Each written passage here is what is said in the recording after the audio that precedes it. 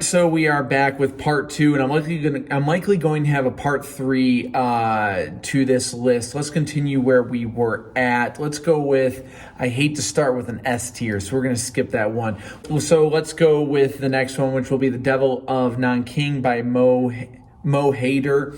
This is an interesting book. It's a dual timeline book that's about the rape of Nanking, where the Japanese soldiers during World War II, they were in the Chinese city of Nanking, and they had committed a series of war crimes.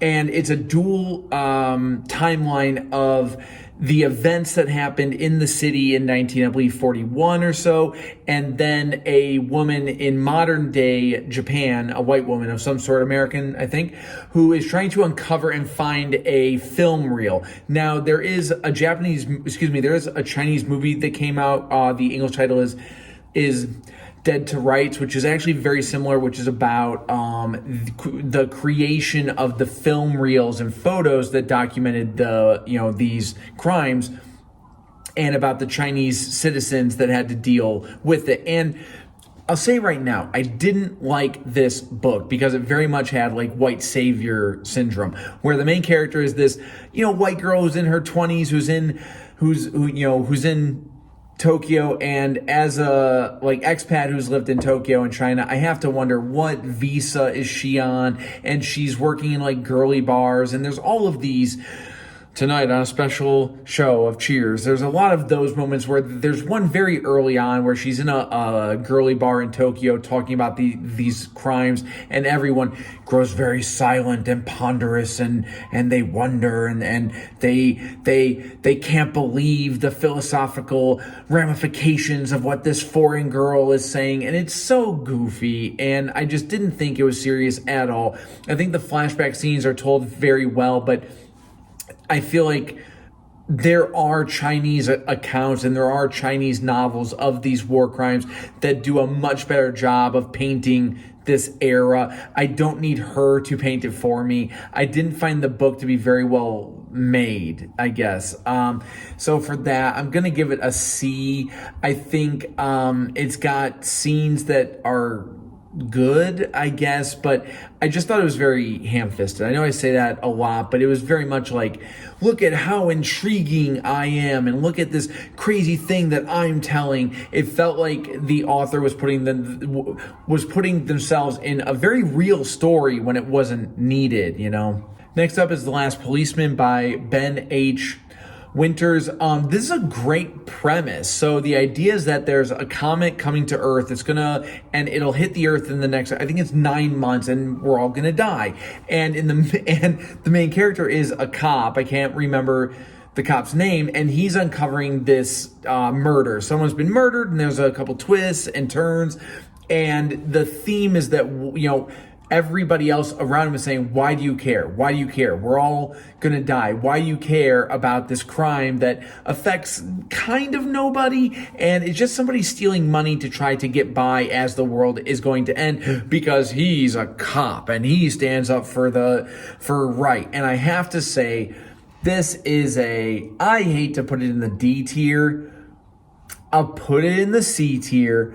But I hated this main character. He is a narc. He is a fuddy-duddy. He is around. He is ruining people's lives. He is snitching on people for smoking weed and for doing the tiniest crimes. He is a complete asshole, and in the whole time in the book, I'm siding with all of the side characters who are committing very simple small crimes, just trying to get by, knowing that they're all going to die, and this guy is ruining their party.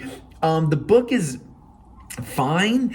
Nothing about the actual detective work is intriguing. I think there are a couple little twists and turns, but when you know that they're all going to die soon, there's no real point. It's like if you found out, Luke, I am your father, you're like, well, that didn't mean anything. It's an interesting premise, but it just didn't follow through. I think some people would read this and say, oh, this is clever, this is cute, I think there's something there. I'll put it in the C tier, but man, that main character was a real dick and I hated him. Let's jump forward and do some Ellroy. Next up, I've got The Black Dahlia. This was part one of the LA Quartet, which has some more books that I'm gonna go over. The Black Dahlia, it's an ambitious book, and it's written quite a bit. I think 20 years before American Tabloid, maybe less, maybe 15 or something. And I love seeing how authors become the authors they're going to be, how they develop that voice. So I'm gonna right now do The Black Dahlia, which I would give a B, but then right after that was The Big Nowhere, which is a solid A, borderline S tier, almost S. And it's funny that you can see just in the gap of those two books, maybe 3 to 4 years, you can see how Ellroy like elevated his own writing. The Black Dahlia, again, I think it's really, really good, but I think that it just goes on too long. There's some twists and turns. There's some deaths that happen that I don't think are really earned. And by the end, I kind of just wanted it to end. Whereas The Big Nowhere, I couldn't wait for it to, like, I didn't want that to end. The Big Nowhere, I think that the characters are much more American Tabloid-ish. They're much more dented and damaged and vile, but yet they have things that they want. There is a carrot. There is a pot of gold at the end of their dark, bloody rainbow. There is something like, okay, I understand why they're doing these evil things. And but the scenery is just so gripping, and there's so much going on, and you've got to read it to know what I'm really trying to say. But I've never read books that are this vile and violent, but also so intriguing where you can't put it down. I think that The Black Dahlia, there's just so much family turmoil. Not to spoil too much, but the big twists involve this rich family, and all of the big twists about the murder, go back to this family that I really didn't care about in any way. And as the book became more and more about them, I was like, I get it. Like, it's still written well, but I don't care. Whereas The Big Nowhere, it is more about the actual characters that we've grown to like and love. Well, maybe not love, but we've come to understand, right? So I think The Big Nowhere is fantastic. The Black Dahlia, very, very good. And I can't wait to read the third and fourth books, which are the LA Confidential and White Jazz, I believe. So those will be next year, and I'm very excited to read those. Let's go into the 20 Days of Turin. 20 Days of Turin. This is a reread for the third year in a row. I read this in 2023, 2024, and 2025, and it's likely I'll read it in 2026. This is S tier, one of my favorite books of all time. If I'm making top 5, it's right there, maybe even top 3. It's not going to be everyone's favorite book, but it hits all of my hallmarks. It's a very short book. I think it's only 160 pages or something. It is a para-political Lovecraftian novel set in Gladio, Italy. How cool is that, right? It was written in 1977, I believe, which was right in the heart of the years of lead, which, if you know anything about like Italian history, that was the years when what we would call the mafia very much had their hands right around the throat of the country. And the book is it's a very blatant analogy or metaphor for the mafia control of the country. So it's about a man who is investigating something that happened years before, where for 20 days people couldn't sleep. And then there was all of these crimes that occurred during the 20 days that they attributed to the statues coming to life and murdering men in the streets, but nobody saw it. And there's about 5 main sections where he will uncover a clue that will send him down some type of rabbit hole that will just build and build and build. And the paranoia is thick. People are constantly following him. People are constantly winding up dead. There are knocks at the door, but nobody there. There are people that know things but don't want to say things. And it just builds and builds and builds. I've never seen a book that creates so much paranoia, and the ending left me shook. Every time I read it, I get so, it's coming, there it is, And as you read about those years, the years of lead, as you read about Gladio, the book makes more and more sense, where the statues are there to like symbolize their state turning on them and killing people for profit or for some other motive.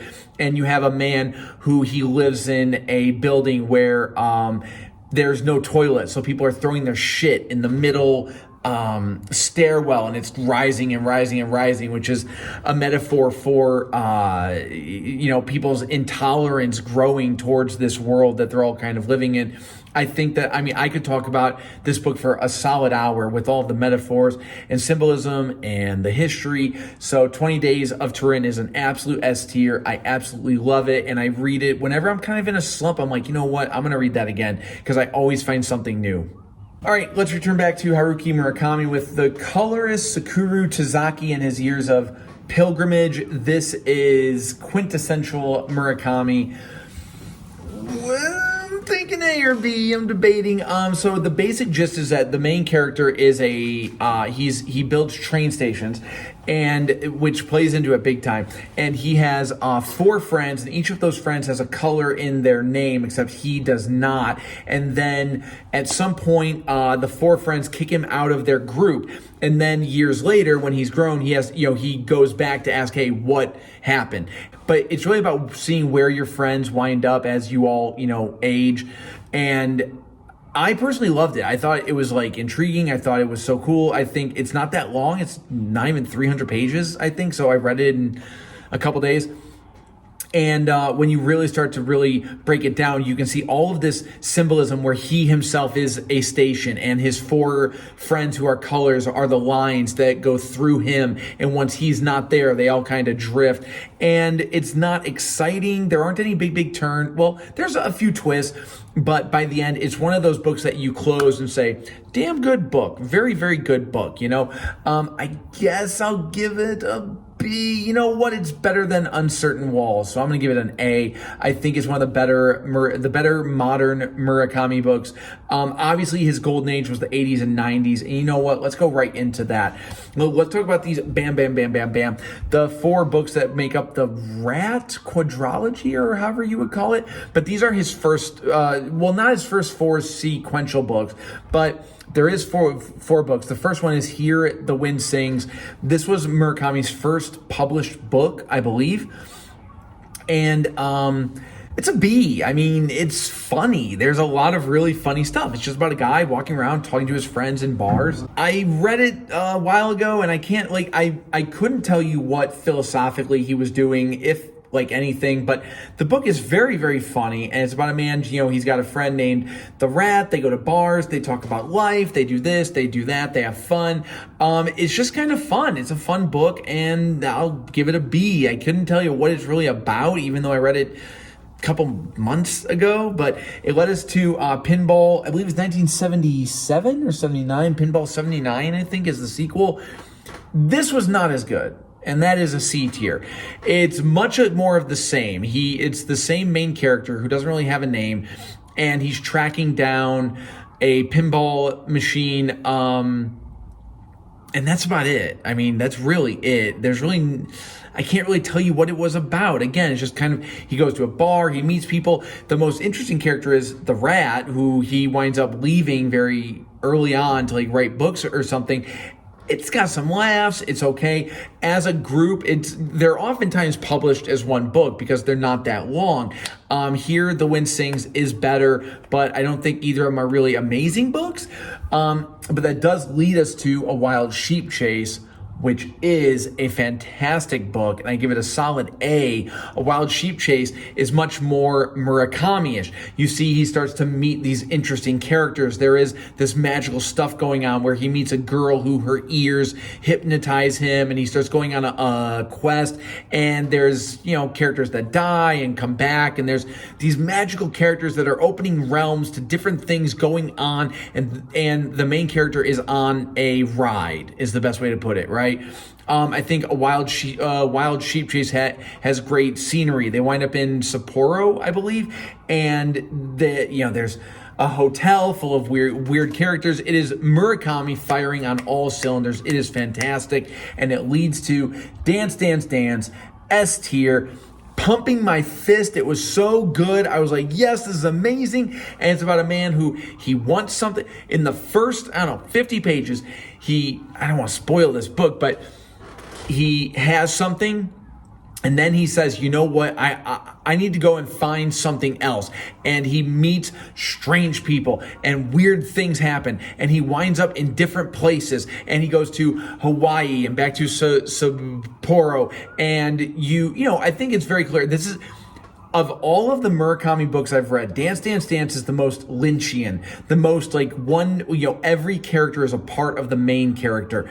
And there's so much going on. It's an amazing book, and it builds and builds and builds. The plot line is very straightforward. As much as it's streams that go here and there, it is very much a river that is blasting forward. And again, by the end of the book, I was literally pumping my fist in the air because the main character fulfilled his arc. I mean, this is a great book. Dance, Dance, Dance is amazing shit. So yeah, that's all I've got to say about that. S tier. Let's wind down. The Passengers of the Hankyu line. This is, oh my God. Man, I hate to give such a pleasant novel a D tier. This is a slice of life book. It's about a train, and it's just every chapter is a different set of people. And, well, actually, it weaves back and forth. It's four or five groups of people going through life, and there's a lot of somberness. Someone goes to a wedding, but they're not the one being married, and they're sad about that. And then there's a grandmother and her granddaughter, and they see the woman, and it's like Eon Flux thing where each character leads to the next one and then they circle back, and it's just so dull. It's such a dull book with zero tension, zero drama, zero goals, zero drive. It reads more like an article you would read in like the New Yorker or something. It's not long, but my God, it's so damn dull and boring. Sorry, D tier. Hated it. American Rapture by C.J. Leede. So she wrote May Fly, which I read last year, I think, and that book blew me away. I love that book. That was a total serial killer love letter. It was I could talk about that book for a while. Maybe I'll do a review of that one later. And so I was very into this book. I wanted it to be great. It started good. It's about there's a virus that's turning people into nymphomaniacs, I guess would be a good way to put it. And the main character is a proper Catholic schoolgirl who's been sheltered her whole life by her family, who are, religious crazies. And much like Wake Up and Open Your Eyes, it just felt like it was kind of punching their parents, that the author is just mad at their parents, and they're just kind of punching down at the religious hillbillies, even though they're Catholic, whatever. But I would say by 100 pages in, I didn't buy the virus anymore. There's a few books I've had like this where there's a virus and it's interesting, but then they break their own rules so much that I have to be like, I'm going to opt out of this. It's just not really hitting for me. The action, she meets a cop, and the cop becomes her kind of road buddy as they drive through this wasteland of the country, avoiding the virus. And every 50 pages or so, there's some type of action scene, and it's gory and it's grotesque and it's pornographic, and it's never sexy. The virus is treated real, but the rules of the virus make no sense. And she herself, she's supposed to be this sheltered girl, yet she goes to a private school, which is kind of public. I mean, she has friends who are all having sex and have cell phones, and yet she's so she sees a magazine at a gas station, and the woman's wearing a bra, and she's scintillated, and her loins grew moist with tension. It's just really? She's never seen a magazine before? It makes no sense, and it just kind of goes nowhere, and all, it's very telegraphed. You can see everything coming, and I would give this a C. If you're really into that type of, dark novelization type stuff, you'll probably be like, okay, this is kind of fun, but I thought it was really corny. Let's go with Agents of Dreamland. You know what? I read this like literally 2 weeks ago, and I am dying to remember what it was even about. Yeah, now I remember. Very short book, like 90 pages, maybe 100 or something. And it's like X-Files-ish, but it's where there's like 2, if not 3 timelines, but it's where there are these ants that are actually zombies, and this is going to lead to the fall of civilization in the year 2045, and this one character can, she lives above time, and the other person is an agent who's trying to figure it out, and he drinks his whiskey strong, and he does, and it just felt like parts of a book. None of it felt joined up. It felt like parts of a book. I think of the book, if it felt like the author was being a little bit too cute. If she would have just wrote a book, I think it would have been good. But the way it was just like separated into chunks, I couldn't dig it. C tier.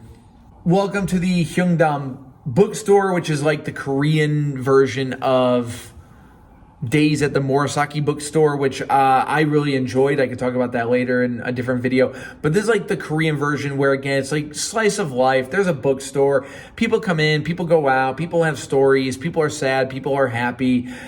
But there weren't enough good stories. I think there were, if there's like 10 chapters, 3 of them were really good and the rest were not very good. And by the end, I just wanted it to be over with. I give it a C. If you like those slice of life type books, I give it a B, but there's much better books out there that do that. Robert Camus, I believe is how you would say it. I don't know. My first book ever by him, The Stranger, A-tier book. Absolute classic that lives up to the hype. My students were reading it, so I was like, let me grab this and flip through this. Short book, 120 pages or so. It's about a man who winds up committing a crime of passion, I guess you could say, or not even passion, a crime of chance. And his mother dies. He goes on vacation. He commits a crime of chance, and they use his mother's death against him. And it's a really great tale about how you not being understood by other people can wind up incriminating you. I feel emotionally attached to this. I feel very similar, where I feel like I'm always kind of judged by my lack of caring about the world. And I think it's great. I think it's a really good book, and I would be excited to read more by him. I wasn't blown away, but I read it very quickly. I thought it was very gripping, and I thought it's a great book. A tier. Crying of Lot 49 by Thomas Pynchon. I am one of those guys who I have read 150 pages of Gravity's Rainbow, and I swear I'm going to finish it one day. I am trying to get into Pynchon. I feel like he is an author that I would love, so I picked up this book. They say, if you can't read Gravity's Rainbow, check out this one. And I just couldn't figure out what the hell was going on half the time. Everything is told in this backwards logic way, and I don't know. There's all this politics that even I like to think I'm smarter than some people when it comes to the politics of the 1960s and 70s. And even I just can barely crack this thing. I'll give it a B. Like, I enjoyed reading it. It's about a housewife who winds up entwined with these hipster beatnik hippies, radicals. And they go to a couple different scenes, and there's all this everything is some type of allegory that you need a study guide with you to even understand what they're even trying to get at. I know it's really, really good, but I could not crack it. And I would put Stands on Zanzibar in the same category, B tier. Stands on Zanzibar is a sci-fi classic of like cyberpunk, where is very similar, where every page there's so much going on, and every dialogue is some allusion to some concept, and I could not crack what was going on, but I did enjoy reading it. Like, I had a fun time. I get that there's something really cool going on. I said when I finished it, it's not that long, but man, it took me a long time to get through it. Like, I would read it in like 50-page chunks, and it took me It was tough, man. It's a good book, but you have to have, I don't know, that cyberpunk mind to understand it. Neuromancer is similar, where I know it's a very good book, but every time I've tried to read Neuromancer, I can barely crack what even is going on. I'll give it a B, but I'll be honest, I barely understood what the hell was even happening. Next up, The Forge of God by Greg Bear. This was a C tier book for me. I was really excited to read it. It's again where it's very much like The Stand, where there are characters and you spend a lot of time setting up why these characters are worth caring for, and then you kill them all, right? So it's where there is something coming towards Earth that's going to kill, that's going to blow up the planet. And spoiler alert, by the end of the book, the whole planet, I think they say that on the back of the book, that, this is very much like we're all going to die. Even though there is a sequel, I don't know what it's about. But The Stand, as much as I don't like The Stand is written very, very well. And the opening 200 pages are done really, really well. Like, they make me want to be with the characters that Stephen King sets up. These characters are not intriguing in any way. I didn't care about them at all. I was like, I don't want them to die, but I don't want them to live either. And then once the chaos starts, it's just kind of like smash, boom, pow, blue, blue, blue, blue, blue. Like, I wasn't intrigued by it at all, to be completely honest. So yes, C tier. Next up, the Whispers in the Darkness. This is a classic Lovecraft novella, one of his longer ones. Lovecraft, for me, really shines when the books are a little longer, when they reach that 60 to 90 page meaty chunk. This is just very classic Lovecraft. There's a town with monster stories and legends, and they come out to be true, and these characters have to navigate the city, and there's spooky people, and I won't say it's breaking new ground. If you enjoy the Lovecraft, stories, this is an A tier. I'll give it a B tier. The Shadow Out of Darkness is my favorite tale by him, so I'll leave it at that. But this is a B tier, very fun book. I enjoyed it. Mount Analog by René Daumal, French name. So this is the basis of the movie Holy Mountain, which is one of my all-time favorite movies. It is the best avant-garde, experimental, trippy movie of all time, and you can see where they got the plot for the Holy Mountain from this. The linchpin of this is, though, that this book is not finished. The author died in the middle of writing it. So the book kind of ends right when they're preparing to go on their trek. But the general gist is it's about a group of people who want to attain enlightenment, and so they are preparing to climb this mountain, and there's a man preparing them, and it's about materialism and counterculture and such. It's very literal. It's not very trippy in any way. It's a very literal book about real people in real spaces doing real things. It's very easy to follow, easier than I thought it would be. I thought it was really good, but I can only really give it a B, but I feel bad about that because it's not a finished book. I don't like giving, it doesn't seem fair is all I want to say, but it was a fun read. So if you like that type of literature, you'd probably really like this. Man, my B tier is getting really full. Next up is The Keep by F. Paul Wilson. I started this with a lot of ambition to read his, so this is part of a giant series of books, the Adversary series or something, which is all up my, alley, which is real demons really living on Earth, really affecting space and time and humans. So this is the first book of that series, and when he wrote it, he didn't have that big vision in his head. But the general sense is it's a vampire novel set in a castle in Nazi Poland, Wallachia, I forget, Romania, I think. And then there's a couple twists and turns, and it's not a vampire book.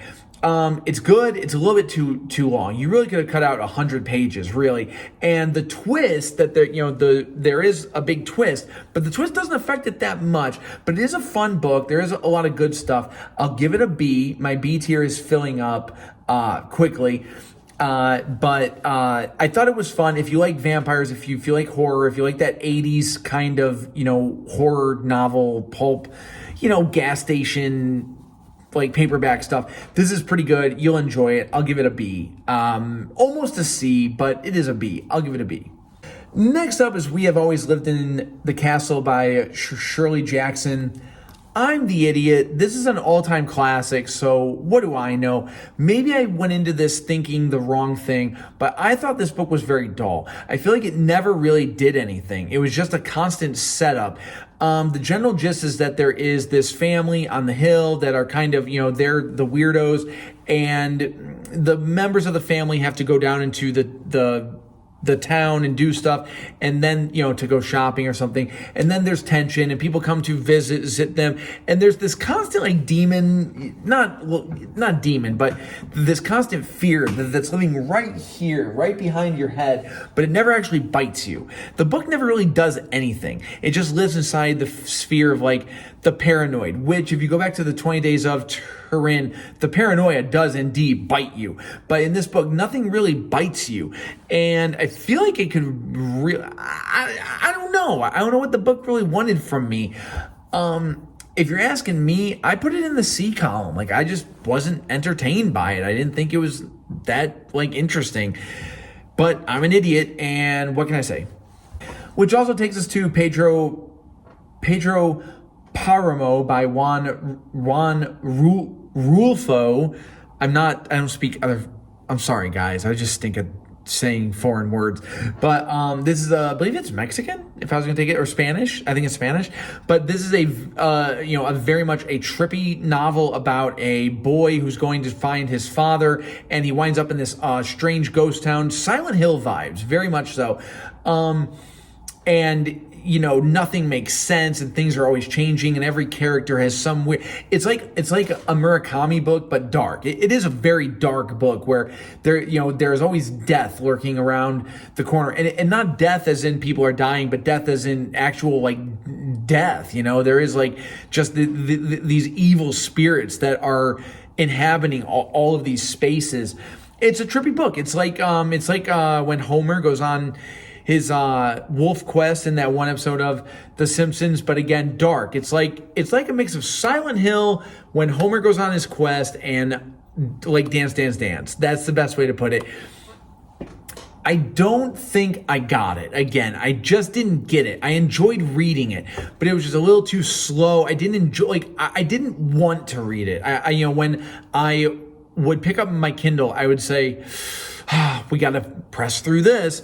I'll give it a B because if you like that type of, novels, you'll like it. I enjoy those novels as well, but I just didn't get it. I don't know. It just wasn't engaging, but at the same time, I know that there is classic stuff in there. So I will give it a B. Next up is Everything for Everyone by M.E. O'Brien and a second author with a hard name. I believe I can't remember. So this is, I wanted to like this book. I really thought that the premise was cool. The idea is it's a future, I'm going to say something bad in a second, but it's a future journal. It's a like archive of the communist wars or the communist transition that the U.S. went through in the decade of the 2040s, and so it's presented as a series of interviews with people that lived through that time, and them going, oh, it was very hard. They didn't think that the Shenzhen massacre would be like this, and they didn't think that this would. And it's like a Kim Stanley Robinson book. But it's not as well researched. It's not believable. And I've always said, this is going to be controversial. I've always said I wish there was a leftist Turner Diaries, because we all know that if there is going to be a leftist revolution, it's going to be violent. You know what I mean? And I've always said I would love to read a book set, in the future about those years with no punches pulled. Well, this pulls a lot of punches. This is very sanitized. It's not interesting. All of the characters are just mumbling. It's like the scene in 1984 where he goes to the bar and the old man is just going, "You can't get there from here, buddy. Ha ha. No, you cannot." Like, none of it felt intriguing. I would give it a C. If you're really into leftist, fiction, maybe you'll like it more than I did. But I give it a C. It was just kind of like, it was just there. It didn't do anything, and it was really boring. And we will end on Absurdistan. Oh my God, I need a whole series or a whole video to talk about these books. Gary Shteyngart is one of my all-time favorite authors, without a shadow of a doubt. Everything I've read by him has been S tier. I hate saying that, but everything that I've read by him has been absolutely mind-blowingly good for me. So the book was written, I believe, in 2005 or 2006. Oh, this already required its own video. So it's about the son of a Russian billionaire who is... It would take me so long to explain it. It's about a rich, spoiled brat winding up in a made-up Dubai-like country that is just unraveling the red carpet trying to get his money while the Iraqi invasion is going on and KBR is chopping the country up for oil. And it is the smartest, and I hate using that word, it is the smartest satire of Western, of Bush era war colonialism I've ever read in my life. Like, it is, I don't know if tongue-in-cheek is the right word. It is tongue actively out, being bitten off, and the butt of the tongue is splattering at you, and it is just no punches pulled. It is violent. It is gross. It is funny. It is funny. It is laugh out loud funny. It is absurd. It is satirical. It is biting. It is just amazing. Like from, in a span of 7 pages, you can go from, hookers trying to get oil contract men to these oil contractors blowing away the diplomats of the country, to the corrupt officials trying to clean up the blood to get more contracts, all in like 7 pages. I mean, it just goes and goes and goes. And at the heart of it is a main character who is sad and depressed and gross and spoiled. And he's realizing the world that he's living in. He's realizing that he is sheltered, that he is gross, that he has nothing to offer the world. But he wants to. He wants to offer something, but he can't. He has nothing. And there is heart and there is soul. And I love this book. Absurdistan, S tier. So looking at this, I said in my head I was only going to put 5 books at the S tier, and I'll count the American Underworld trilogy as 1 book. And here I've got 1, 2, 3, 4, 5, 6, 7, and I already know there's one more book I want to put up there. So what do? Do I move books down? I mean, I guess I could move The Memory Police down to A. I guess I could move Absurd. That's how it's going to be.